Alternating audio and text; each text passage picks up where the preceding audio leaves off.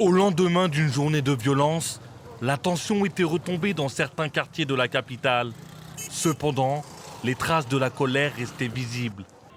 Jeudi, des manifestations de l'opposition contre la prolongation de la transition et le maintien au pouvoir de Mahamat Idriss Déby ont vite tourné au drame, avec des affrontements violents entre forces de l'ordre et manifestants, et un lourd bilan, une cinquantaine de morts et plus de 300 blessés selon les autorités tchadiennes.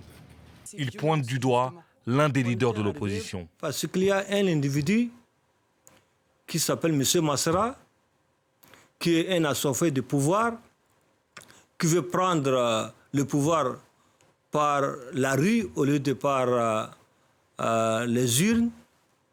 Et il veut surtout rendre le Tchad ingouvernable. Succès Masra, véritable bête noire des autorités tchadiennes. Le chef du parti d'opposition, les Transformateurs, n'a pas pris part au dialogue national qu'il jugeait non transparent.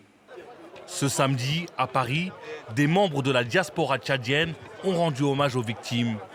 Présent au rassemblement, le parti Les Transformateurs renvoie la responsabilité des violences vers les autorités de N'Djamena. Succès Masra, mon président, est un assoiffé de justice, d'égalité et de dignité de l'être humain.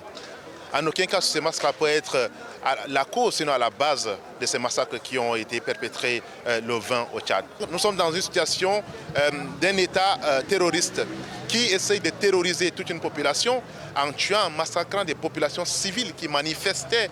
L'opposition estime le bilan beaucoup plus élevé que les chiffres officiels, alors que les manifestations du 20 octobre sont parmi les plus meurtrières de l'histoire du pays.